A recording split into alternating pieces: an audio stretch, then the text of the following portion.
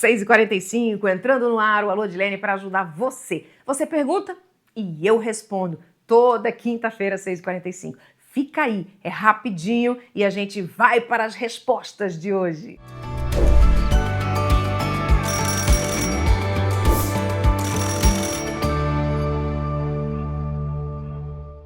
E se você tem aquela pergunta que você não tem resposta para ela, quer conversar, quer bater um papo, você quer entender um pouco mais, faz a sua pergunta. Lá no Insta, eu coloco lá semanalmente no Story. E aí você vai lá, clica, faz sua pergunta, fica preservada a sua identidade. Combinado? Ninguém sabe quem fez a pergunta. Você pode participar com a gente, vai ser um prazer estar aqui para responder. Como eu vou responder a primeira de hoje, olha só. Essa pergunta diz assim, eu tenho 2 filhos, um de 28 e um de 25, e eles vivem comigo. Olha, isso é muito comum hoje em dia, os filhos já adultos continuarem em casa. Um dia desses, um dos filhos disse o seguinte, eu preciso cortar o cordão umbilical.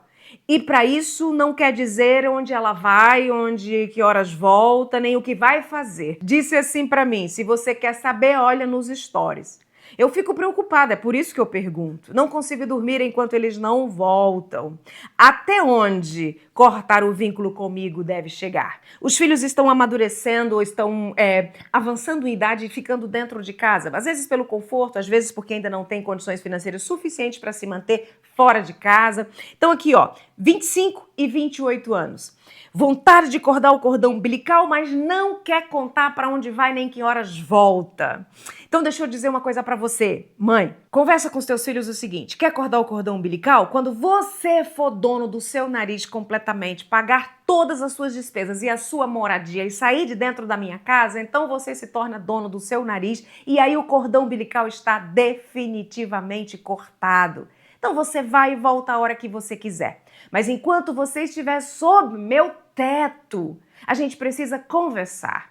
Não é assim uma coisa que você precisa dizer para eles, você tem que me dizer para onde vai. Não pode ser uma coisa brigada. Mas se eles precisam compreender que eles ainda estão vivendo hoje sob o seu espaço, eles ainda não estão 100% independentes, porque ou depende financeiramente, e se mora no mesmo teto, é porque ainda depende financeiramente, não é? Ainda não tem estrutura financeira para, de repente, pagar um teto para si mesmo. Então é justo que, olha, eu vou sair, vou chegar às 22 horas, vou chegar às 23, eu vou para tal lugar, eu vou para uma festa, eu vou sair com fulano.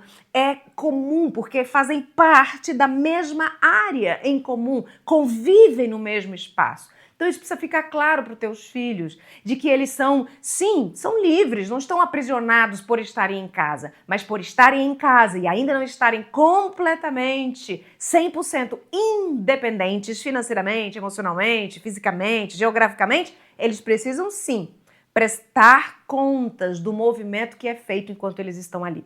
Mas isso não pode ser uma coisa assim, uma obrigatoriedade. Se soar obrigatório, vai dar conflito. Precisa soar como algo familiar, aconchegante, importante para toda a família. Segurança para todos, tranquilidade para todos, ok?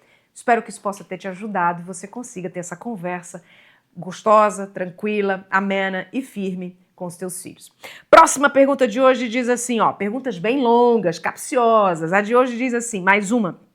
Meu marido vive endividado. Ora por mau negócio, ora por joguinhos na internet. Enquanto isso, eu tenho ajudado nas finanças da nossa casa. Já conversamos sobre o autocontrole. Ele possui vício de cigarro, ele às vezes se vicia em noticiário, às vezes se vicia em TV, em vídeos. Já fez vídeo pro TikTok, já fez vídeo pro Kawaii, sempre pensando em ganhar dinheiro fácil.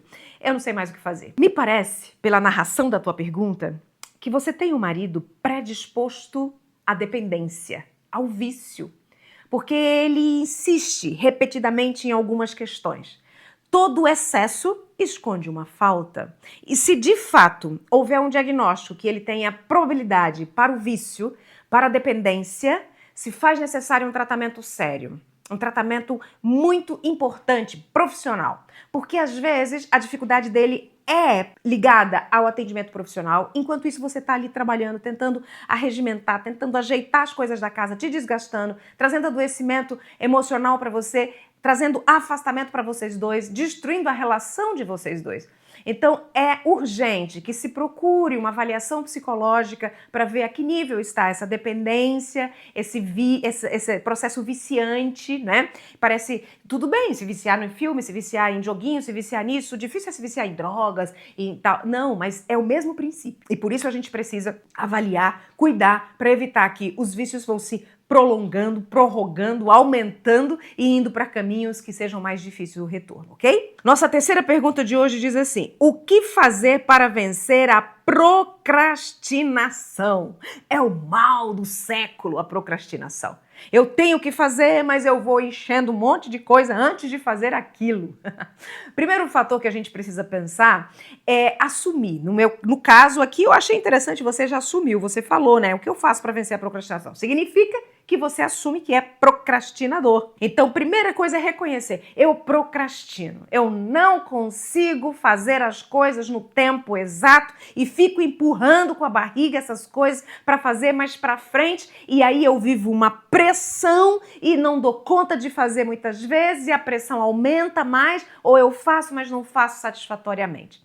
Isso aí é um processo de procrastinação. Algumas coisas que podem ajudar você. Primeiro, organiza o ambiente fora. Você anda desorganizado por dentro, por isso você procrastina. Então organiza fora, que pode favorecer a organização dentro. Segundo, trabalha com agenda. Abre sua agenda, abre um planner e coloca datas e dias em que esses compromissos precisam ser feitos. E faz estratégias para vencer. Por exemplo, hoje eu preciso fazer atividade física, mas eu sempre me boicoto. Então eu vou acordar, eu já vou pôr a roupa e aí eu vou chamar um amigo, que aí o amigo vem e me chama e eu não tenho como escapar. Ou eu vou ter um personal, que o personal me leva a fazer isso.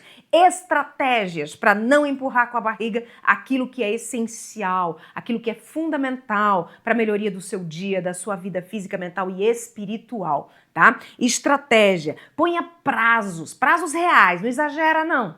Você tem que entregar um negócio, eu vou entregar daqui a 3 dias e você não sabe que não vai entregar. Então coloca um prazo que seja aceitável para aquilo que você precisa, porque isso vai ajudar muito você. Começa a estabelecer a ordem do seu dia pelas prioridades. O que é prioridade? O meu dia, prioridade é estar com Deus, então eu começo o dia com Ele. O meu dia, segunda prioridade é me exercitar, então é a segunda coisa que está lá. Eu já me visto e eu não penso muito. Eu tenho descoberto uma coisa muito importante para vencer a procrastinação. É que a gente pensa que a gente quer fazer algo, decide fazer, marca o dia para fazer e depois a gente pensa de novo, será que eu vou fazer isso mesmo agora? O segredo é pensar, decidir e agir, não pensar mais. Se já pensou antes, não pensa na hora de fazer, porque o pensar na hora de fazer acaba adiando o processo, acaba prorrogando o processo. E agora o segredo de milhões para não procrastinar. Conta. 1, 2, 3. Levanta e vai. Faz o que você sabe que precisa ser feito. Última pergunta de hoje, vamos lá? Tá preparado? A pergunta de hoje é bem polêmica, viu? Diz assim, olha, constelação familiar, o que você pensa a respeito? Vou dizer o que se pensa socialmente a respeito disso.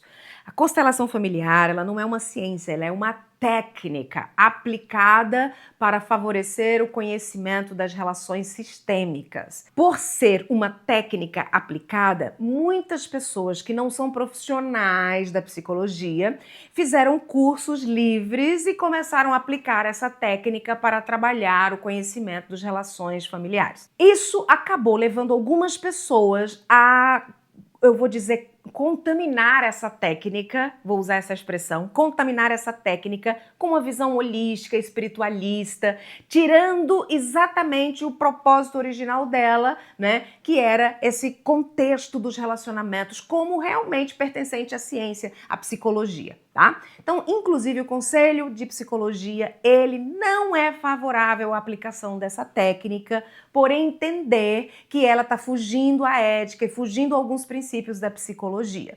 Então, eu diria que precisaríamos estar bem de olhos abertos sobre quem está aplicando essa técnica, quem está utilizando e como está utilizando, e não ser misturado com outros entendimentos, outras filosofias, outras teorias, outros segmentos que não são bem referenciados com a psicologia ou com a sua própria filosofia de vida, ok? Foi uma alegria ter você por aqui hoje. Estamos finalizando o nosso 4º programa do Alô Dilene. Se você está passando por aí, vem pra cá. Gostou do nosso programa? Se inscreve. Ativa o sininho que assim que eu solto o programa toda quinta-feira às 6h45, você é avisado. Clica aí se você curtiu. Deixa o seu comentário para mim e, por favor, se você quer fazer perguntas também, lá no story do Instagram eu coloco lá o linkzinho para você clicar e fazer a sua pergunta. Bom demais ter você sempre por aqui. E toda quinta-feira, 6h45,